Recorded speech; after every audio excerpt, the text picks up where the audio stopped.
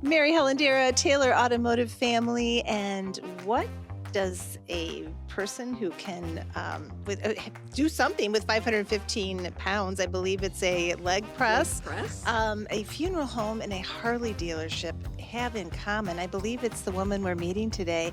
I'm here with Joan Coase, fellow ambassador, and let's find out who we are going to put in the driver's seat.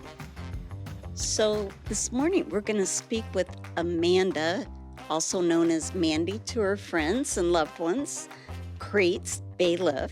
She is a fascinating woman, full of energy, and I think you're really going to enjoy meeting her. I can't wait. Let's get going. Let's get going.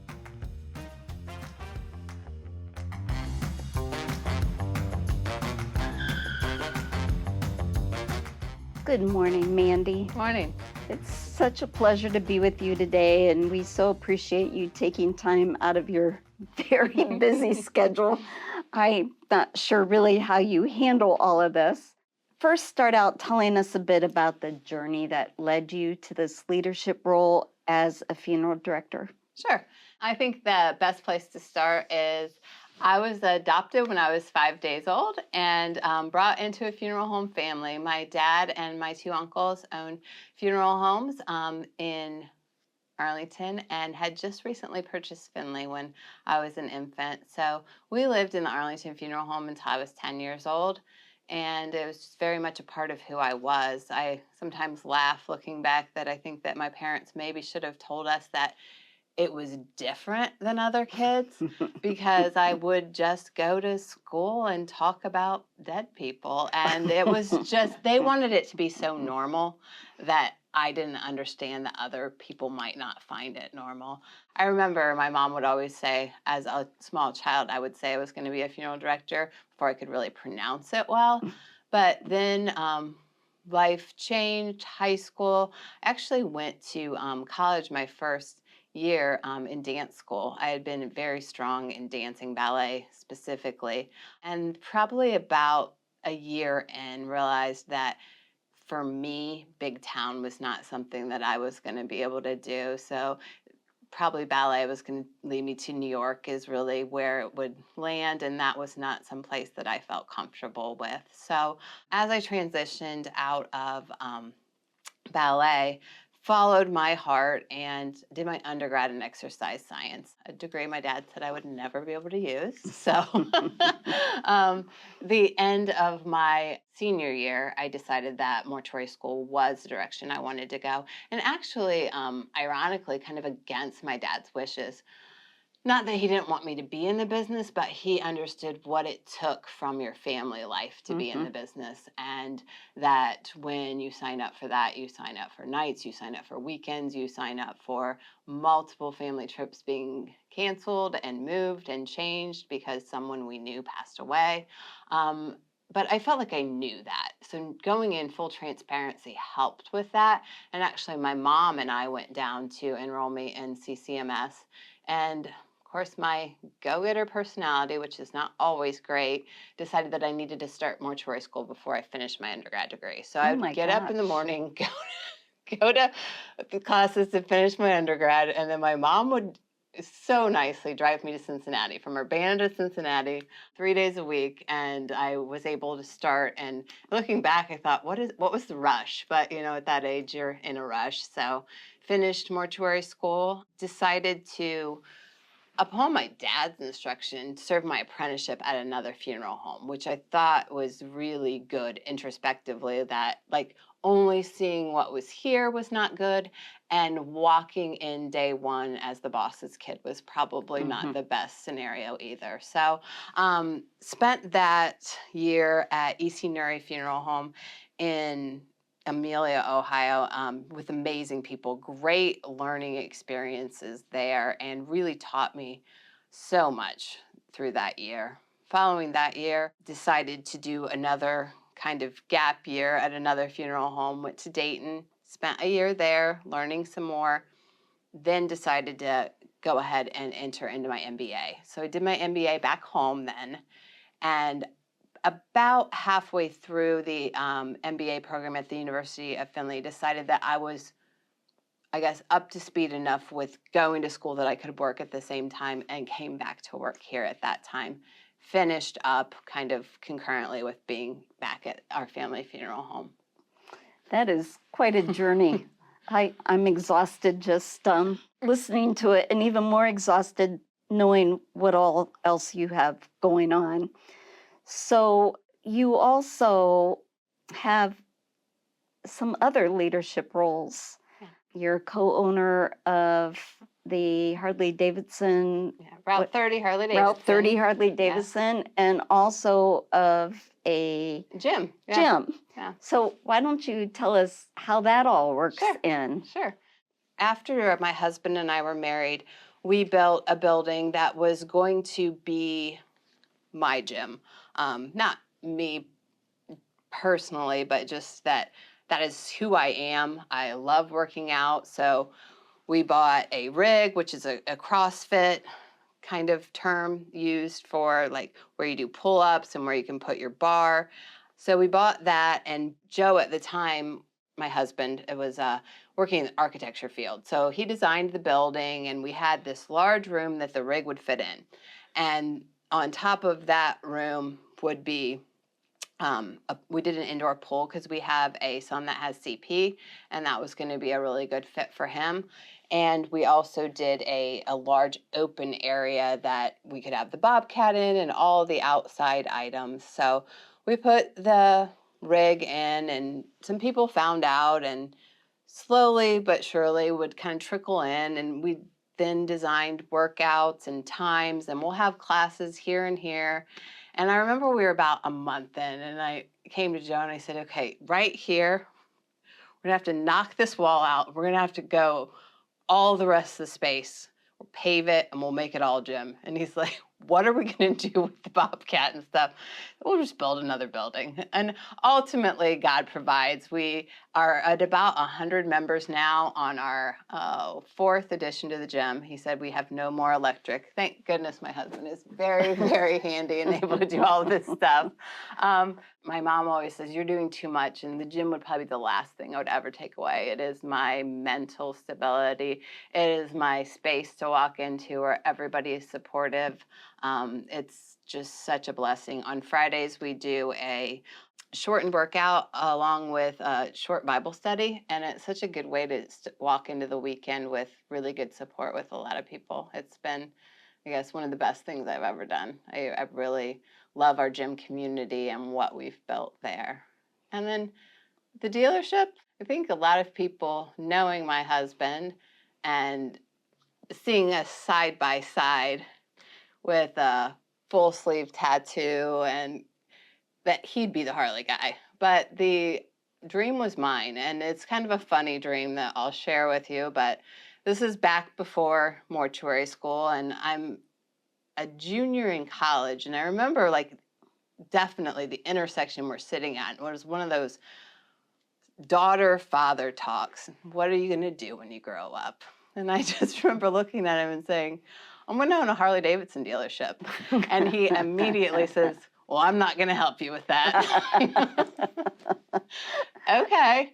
I'd always put it in the back of my mind. I wanted to do all the things that, were my dream, but yet my parents as well. Kind of followed that path, did all the right steps there. We just bought the funeral home in Kenton. We're about 2 years into that. I remember getting online and saying, this is something I've always wanted to do. I just want to look and see what it would take. I have no idea. So there's quite an extensive interview process, if you will. So you kind of have to submit a resume, which I would say on average probably took me about 5 hours to write everything, answer all the questions, get them the information I felt was strong. Didn't hear anything, nothing, for probably 3 months. And I remember telling Joe, I'm kind of put off by this. Do you think that I should call, or wouldn't you think there'd be some sort of response? And then I got a blanket kind of email back that said, thank you for your interest in the Harley-Davidson Motor Company, but at this time we're not looking to expand. And again, it was just kind of like this, let the air out of your balloon. I put all this work in, and I just get some kind of factory shoot back email. And it wasn't a day later, and John Thompson gave me a call. He was with dealer development, and his call came up, just a Milwaukee number on my cell phone, and he said, "This is John Thompson calling from Harley-Davidson dealer development, and we're very interested in you all looking at a dealership. Would you be willing to look at a dealership in Ohio?" And I said, "Yeah, let me go home and talk to my husband," because in my mind, I would have to remain working. He would have to start there and kind of build the business until we were ready to transition. And then got home, and we had the talk, and our kind of tolerance was an hour and a half. At that point, we had the twin boys, and Raina was just one at that point, 1.5. And so an hour and a half, we thought, like, I could maintain the family with some support here, and he could go, if he needed to, run the business during the week, come home on the weekends, or however we needed to make that look. And the next day I was driving home, and he called back and said, "What do you think about Upper Sandusky?" And it was just like a God moment at that point. I said, "Well, it's 22 miles from our house, and it's the closest dealership there is." So it was just, again, stars aligning. It was something that I thought that, my kids could kind of grow up learning and being involved with, especially, Kellen is autistic, and having an outlet for him that we could get him into early was something that was really important to both Joe and I. So we are at year 6.5, and he did take over at the dealership. Great job there. We've made some friends. I think that one of the other points that I would like to make was the last interview that we had at Harley-Davidson, because you can't just buy a dealership. It all has to be approved through the motor company, and it has to be the right fit for them. And we're in Milwaukee, and it's just a very blunt, which I like. I'm very black and white, but the questioning was kind of demanding. And they said to us, "So, you've never worked in retail. You've never worked for Harley-Davidson. Like, what makes you think you can be successful at this?" And just like the instant reaction was, "Well, whether your mom died or your dad died or you're buying a toy, as long as you can treat people well, you'll do okay." And we have. I mean, we kind of had to take our business practice from here and just the service side of things, the customer service and relationship building, and bring it over there. And it's been successful and a great journey. Meeting some really cool people along the way. That is quite a story, Mandy. I mean, wow. What advice would you offer young women who want to get behind the wheel, so to speak, and lead an organization either like this funeral home or your dealership? I mean, I think more than anything, what I've learned is to be your own self, to not put on any type of front that's not you. Make it natural, make it real. And I think that just the biggest point that I would want to make to anyone, especially females, is being genuine, being yourself, and being okay with that. I got to laughing the other day, and I haven't brought this point to the interview because it's a part of who I am, but I don't want it just to be all about namesake. So I'm currently the president of the State Board of Embalmers and Funeral Directors, which is the governor's appointment, which I'm pretty proud of. But a lot of times I'll get to laughing in that role that I am not your standard. I am there with a group of gentlemen that are mostly old enough to be my dad. And I think, of Bill, who is the, president of the International Death Group, and John, who is president of the National Association for the Education piece to this, and George, who is the pastor of a large church in Cleveland. And I'm planning a tattoo party at the Harley-Davidson dealership. I'm like, we're all in our different worlds, and just be who you are. It's okay to not fit the standard leadership role that's evolving. Things are changing with the times, and just being open to who people are and what strengths that they bring, and bring your best strengths. I'm very creative. I'm very open-minded. Sometimes that's been hard in the funeral home because it doesn't really lend itself to a lot of creativity or outgoing personalities, but it's worked. And if you're real and, again, genuine, kind, all the things will line up. Be okay to lead. I always tell people leaders lead in any circumstance, in the bad, in the good, all of it. Just keep your head up and figure out the best way for your group, whatever that group is. That is great advice, Mandy. We could go on and talk to you for a much longer time, but I think that's such a strong closing statement. We will just leave it there, except I have to throw in here, I was looking at your Facebook page and you just leg lift 550 pounds. I mean, seriously. Yeah. Oh my gosh. But the gym is, again, from the family support. I have 4 kids and I have a great husband, great parents, but just be you and appreciate those that are around you helping you get there. That's great. Thank you so much. Absolutely. Thank you. Thank you so much, Mandy, for sharing your multifaceted and busy life. Let's head down the road and see who's next in the driver's seat.